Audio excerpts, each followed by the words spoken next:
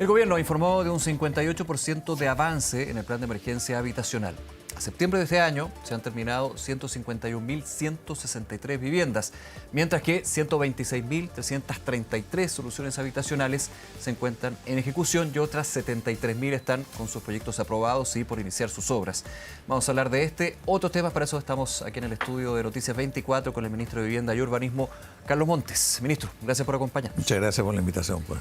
58, que quiero, claro, de alguna cifra, y usted la tiene muchísimo más clara que yo de todas maneras, pero cada cifra es una familia, cada porcentaje de avance o de retroceso eventualmente es una solución para tanta familia. ¿Cómo evalúa, más allá del 58% que yo mencionaba, lo que ha sido el plan de emergencia habitacional y el desarrollo que ha tenido? El plan de emergencia habitacional tiene metas, eso es muy importante, pero además es un intento de empezar a hacer cambio en la manera de producir vivienda en la sociedad. Y en términos de metas hemos ido avanzando, hemos tenido vientos en contra bien fuertes, ¿no? Yo estoy hablando del caso convenio, el aumento de los insumos, distintas cosas que ocurren, pero restricciones presupuestarias en el año pasado también. A pesar de eso hemos ido avanzando y nosotros creemos que vamos a cumplir la meta. Creo que vamos a terminar este año cerca de 65%, un poco más, o sea, y vamos a seguir subiendo durante el tiempo. ¿Qué otras cosas más estamos haciendo? Estamos preocupados, bueno, recuperar el sentido de planificar, o sea, trabajar con meta. En segundo lugar, diversificar los caminos para acceder a la vivienda, que no sea uno solo, sino que desde viviendas para trabajadores, desde arriendo, de distintas maneras. El gran problema de las soluciones habitacionales cuando vemos situaciones reales de familias que postulan durante 10, 14 años y al final... Claro, que es bien importante preocuparse y ese es otro objetivo. El tema del banco de suelo, aquí el factor más complejo en Santiago, por precio de construcción en las grandes ciudades, fue el aumento del valor del suelo.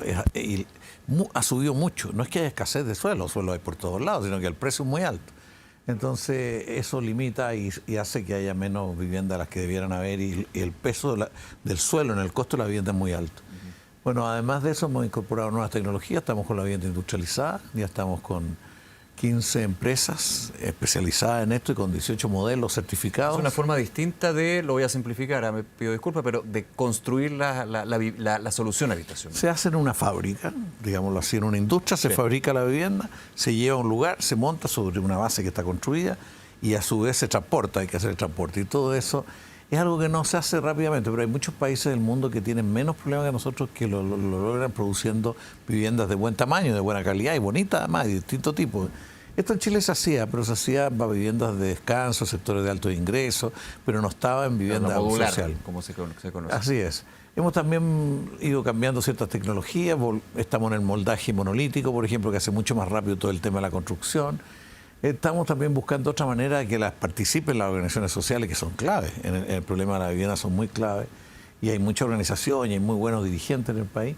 Y un último tema, el tema financiero. Nosotros creemos que en este nos ha costado mucho más encontrar algún camino que no sea solo presupuestario para financiar la vivienda, que tiene que ver con el ahorro, pero también tiene que ver con la vinculación entre la producción de viviendas con el mercado de capitales. Eso estuvo algún tiempo, ¿se acuerda usted que había las letras de crédito, había distintos mecanismos que funcionaron muy bien en su época? Permitió la multiplicación de las viviendas, tenía otros problemas. Bueno, ahora no encontramos un mecanismo, incluso estuvo en el ministerio trabajando Eizaguirre, Nicolás, para que nos ayudara en ver cómo vinculábamos la vivienda, el financiamiento de la vivienda. Y ahí lo único que ha salido hasta ahora son cuestiones más propias del mercado de capital. Déjeme hacer un pequeño paréntesis para retomar el desarrollo de este plan de emergencia habitacional. Usted mencionaba en algún minuto distintos temas que han hecho que sea difícil, digamos, abordar un desafío tan grande. Entre ellos el caso convenio. Más allá de entrar a lo que puede ser la situación judicial, las investigaciones que existieron dentro del Ministerio, una pregunta bien en concreto. La situación de convenios de las fundaciones que tienen que ver y se siguen investigando con el Ministerio de Vivienda y Urbanismo, fue una traba, digamos, para el desarrollo de abordar este plan de emergencia habitacional? A ver, yo al comienzo decía que no mucho, pero cada vez veo que afectó los ánimos de las personas.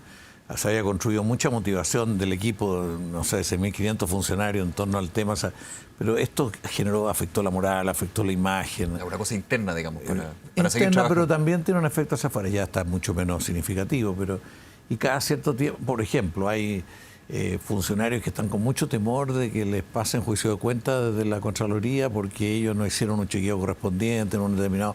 Distintas cosas que afectan la forma de trabajo, la moral. Que rigidizan, digamos, lo que es el proceso, ¿no? Bueno, eso llevó a vincularse a las fundaciones de otra manera. O sea, de hecho, hoy día no estamos trabajando con fundaciones porque hay que hacer tal cantidad de cosas y de procedimientos y todo que hace muy difícil transferir recursos y llevar adelante proyectos. Nosotros heredamos un modelo que venía desde el 2019. Se aplicó y la verdad que ese modelo estaba lleno de forados por los cuales gente con malos hábitos o con falta de ética podía realmente hacer cosas que no correspondía y la verdad que ocurrió que hubo casos que eso pasó. Interesante eso. Ahora, claro, no lo que tiene que ver, insisto, con la emergencia habitacional ya no será otro tipo de solución habitacional y que usted liga, no se trabaja con fundaciones. ¿Con quién se trabaja ahora? En este momento no estamos trabajando trabajando fundaciones en lo que se refiere a los campamentos. Claro.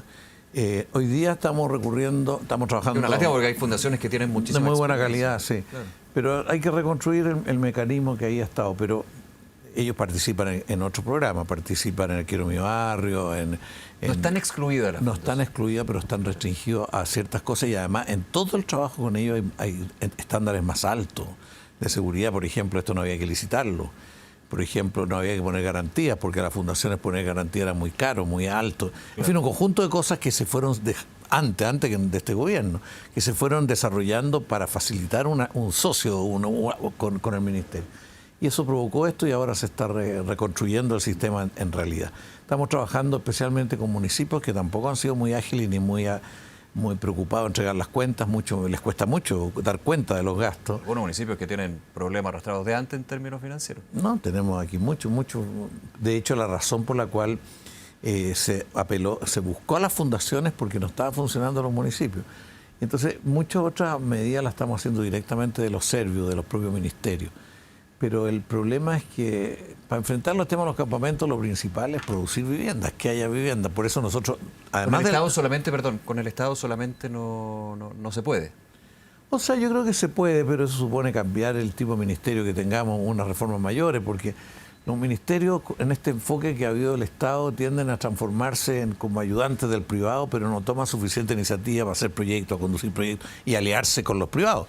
Entonces, también es un cambio que demora y además que hay que tener más funcionarios y otros cambios en la organización.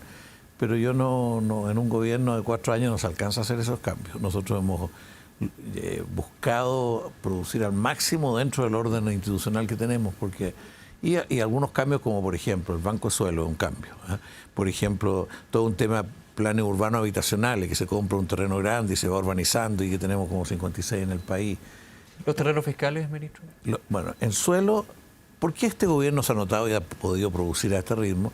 Porque el presidente Boric dijo que los suelos públicos que estén disponibles tienen que ir a vivienda y eso ha permitido, la verdad que no es la única fuente, pero eso ha permitido además que ha habido más recursos para eso. Y no se olvide usted que no hace mucho, al Ministerio de Bienes Nacionales le exigían cobrarle al Ministerio de la Vivienda por cada terreno que se usara para construir vivienda, lo que era un costo altísimo adicional. Eso se terminó. Todavía tenemos problemas con EFE, que ha sido muy poco colaborador en materia de suelo, que tiene suelo por todos lados, suelo desocupado, tomado, y bueno, y las Fuerzas Armadas que... ¿Por qué ha sido difícil con EFE, perdón? Entendiendo que es una empresa estatal, con su propia estructura, gobierno corporativo, evidentemente, y que tiene que tener de alguna manera una autonomía, quizás no independencia, pero sí autonomía con respecto a lo que es el mismo Estado, digamos, en este caso el gobierno. Yo creo que ha faltado voluntad de parte de la empresa, por un lado, y la dificultad de Hacienda para cambiar ciertas normas, porque hay una norma que dice que empresas como EFE no pueden perder patrimonio sin tener una compensación financiera. Bueno, entonces que ellos están dispuestos a vendernos las cosas a un precio de mercado. Bueno, eso no tenemos recursos para estar comprándole en primer lugar, pero son terrenos que están desocupados a lo largo del país, que no lo ocupa nadie. O sea, son terrenos que están botados. O sea, no se ha llegado a buen puerto con el negocio, o con la negociación, más que el negocio. O sea, no hemos negociado precios porque nosotros no queremos pagar, pero ellos no han encontrado la manera de reemplazar un patrimonio teórico, porque no lo usan como tal, por otro mecanismo financiero. Pero el suelo es activo. Claro, al claro. final del día. Ese es el tema, claro, cómo se reemplaza ese patrimonio.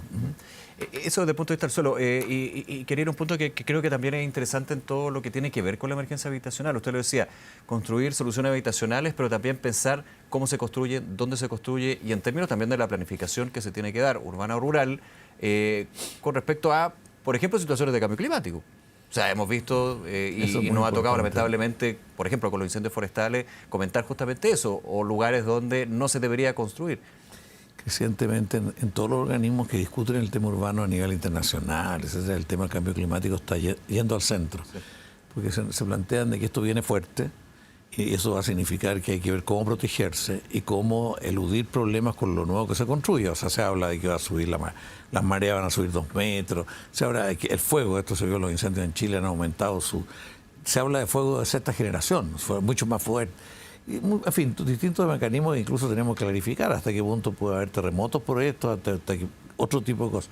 Pero el cambio climático es algo que va a condicionar mucho el desarrollo de la ciudad y el desarrollo de la vivienda. En todo caso, yo creo que lo importante que se ha hecho es buscar nuevos caminos para acceder a la vivienda, buscar nuevas fuentes para financiar y también para contar con terreno. Nosotros hemos logrado ya completar el terreno necesario para este plan. Nuestro problema ahora es cómo dejamos terreno para el gobierno que venga, porque es parte y un sistema que garantice que con el suelo no se juega, porque el suelo se presta mucho para que correr un poquito más y cosas por el estilo. Ahora, perdón que me detenga ahí, al inicio del gobierno se hablaba muy fuerte, no desde el Ejecutivo mismo, sino desde la coalición oficialista de la especulación de los suelos. ¿Mantienen todavía esa postura? Absolutamente. Eso no ha cambiado. No, y con el suelo en Chile se especula. Se especula mucho. Lo que ha bajado la especulación es que el sector privado inmobiliario está comprando menos suelo. Eso hace que baje, pero por una situación muy coyuntural. O sea, oferta y demanda. Enfrentar el tema de fondo del suelo tiene que ver con medidas más estructurales. O sea, los colombianos y los brasileños tienen un sistema de que cualquier loteo tiene que dejar un porcentaje para vivienda social. Cualquiera. 25% en Brasil, 25% en Colombia, 65% en Andalucía, entiendo que así era. Y en el caso chileno, Michelle Bachelet propuso 5% para asegurar cierta diversidad, heterogeneidad en la ciudad. Bueno, hubo mucha protesta, muchas cosas en contra, pero acá se requiere evitar la concentración, la especulación con el suelo. En otros países hay impuestos que quien gana con el suelo, por ejemplo, con una gran obra pública, una parte la aporta a la ciudad y otra parte para él. Eso es una manera de asegurar que esto viene de la época de Adam Smith y de David Ricardo. El suelo es un bien distinto al resto de los suelos. Y si no hay medidas para regularlo específicas, se produce suelo en engorda por todos lados. Suelo en engorda porque van acumulándose capital y capacidad de crédito y todo a partir del suelo. Pero en todo caso yo creo que lo importante es que se está trabajando con la familia muy en el centro de todo lo que se hace, la familia, las personas, a pesar de que nos preocupa mucho porque se entregan algunos conjuntos y llega a vivir, no sé, 200, 300 personas y si la comunidad no se organiza, no reacciona, basta con que en una casa se metan a vender droga para que le eche a perder la vida a todos, así es esto. Y basta también de que haya gente conflictiva, una familia conflictiva le echa a perder mucho la vida a todos. Por eso hemos trabajado mucho también en el tema de las leyes de condominio para que haya formas de convivir. Autoeducarnos en convivencia. ¿Sabe qué porcentaje de las viviendas son en condominio? 30% ya. O sea, y eso significa prepararse para vivir de otra manera. Claro, o sea, es distinta la forma. Ministro, los minutos que nos quedan, déjeme preguntarle por política también y en su visión dentro del Ejecutivo. ¿Cuánto ha pegado y afectado el caso Monsalva al gobierno, en el que usted forma parte? Si tomo lo que ya le dije sobre el caso convenio, yo creo que el golpe afectivo y moral muy fuerte.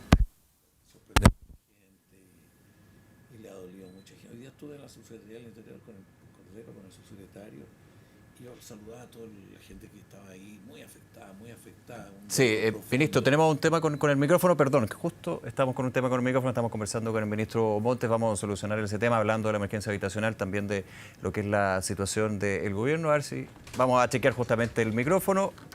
Justo ahí estábamos con el ministro Montes y importante también lo que hacía, retomando un poquito en términos de emergencia habitacional, claro, el desarrollo que se ha dado, pero esto evidentemente cuando pasa de alguna manera los temas a ocupar otras crisis u otros efectos importantes en términos de lo que ha sido la situación del gobierno. En algún minuto también hablábamos de cambio de gabinete, esto fue descartado por el propio presidente Gabriel Boric, no solamente a raíz de este caso en particular que conversamos, sino por otras situaciones, periodo electoral. Bueno, bajamos también a temas que son bien relevantes dentro de la cartera de vivienda y por sobre todo dentro también de lo que ha sido el desarrollo. De hecho, importante también dar un detalle, 260.000 viviendas al finalizar el gobierno es parte de ese punto. A ver, ahora sí. No sé, supongo que estará bien ahora. ¿Se escucha bien el ministro, no? Ya. Justo ahí cuando estábamos con la respuesta, por favor, retome, ministro. Yo le preguntaba por esa situación. Usted decía, así como el caso convenio, evidentemente no son comparables, pero afecta a la interna del gobierno. Afecta a la moral de todo, al ánimo. Yo me imagino que la gente vinculada no sé, a todo el caso audios, por ejemplo, también deben estar muy golpeadas, porque son cuestiones que aquellos que no son parte de esos procesos son una sorpresa. Ahora, pero cuando estamos hablando de una denuncia por violación, que tendrá que ser más todavía una denuncia por violación de la hija de un amigo de él, en fin, un conjunto de cosas que resultan inaceptables en la sociedad y muy dolorosas para todos los que conocían al personaje y las condiciones. Yo no estoy en condiciones de opinar más porque no sé mucho más de ello.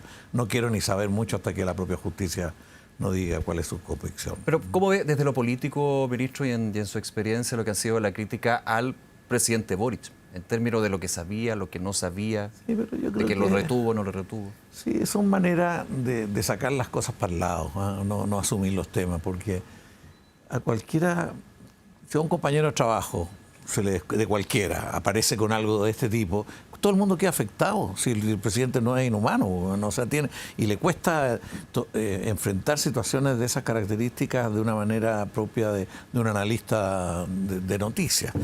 Y bueno, yo creo que el presidente reaccionó como reaccionó, así es, lo muestra en sus valores y también en su afectividad, en su forma de reaccionar, y yo creo que eso también es necesario considerarlo. ¿Y a la ministra del Interior, por ejemplo? O sea, la ministra del Interior la fueron envolviendo en un tema porque era parte del propio ministerio y yo creo que a mí me cuesta mucho entender eso. Fíjese, yo no quiero decir aquí otros casos donde los adversarios políticos no han hecho lo que ellos hicieron.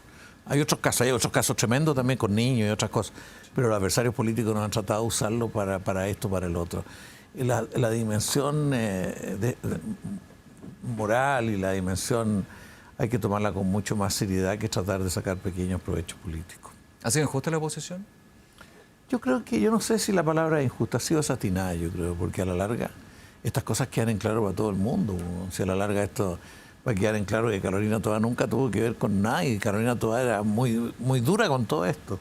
¿Para qué decir la ministra Orellana también? O sea, por una frase que dijo al llegar, entonces a partir de eso se toman y yo creo que la política tenemos que exigirnos más en el debate porque al final el Parlamento, las instituciones políticas, los partidos son parte de una sociedad que tiene que ofrecer horizonte, perspectiva, ayudar a que nos eduquemos, que convivamos de otra manera. La política tiene que ser una política para construir un mejor país, una mejor forma de convivir, una mejor sociedad, un mejor Estado. Y de repente veo que nos falta mucho. Yo estuve mucho tiempo en el Parlamento y en el Parlamento yo creo que hoy día es indispensable que haya, aunque sean pocos parlamentarios, que traten de elevar el debate. O sea, a mí me encanta oír a Huanchumilla cuando... Así es cierto, parlamentarios que usted los ve, Insulza yo creo que también, son personas que van tratando de que mejore el nivel de debate. Lagos Verde, o sea, hay la necesidad, Pepe García en la derecha, yo creo que se necesita parlamentarios que jueguen el rol propiamente de un parlamento que le da una perspectiva al país, que le da una cierta capacidad de razonar. Eso no significa no ser crítico, o sea, no, ese no es el tema, sino que entender de que los parlamentarios y los políticos en general somos responsables de construir una mejor sociedad. Ministro Carlos Montes, nuevamente agradecerle su tiempo y habernos acompañado, ministro. Muchas gracias a usted. Muy bien, hasta luego. Que esté bien.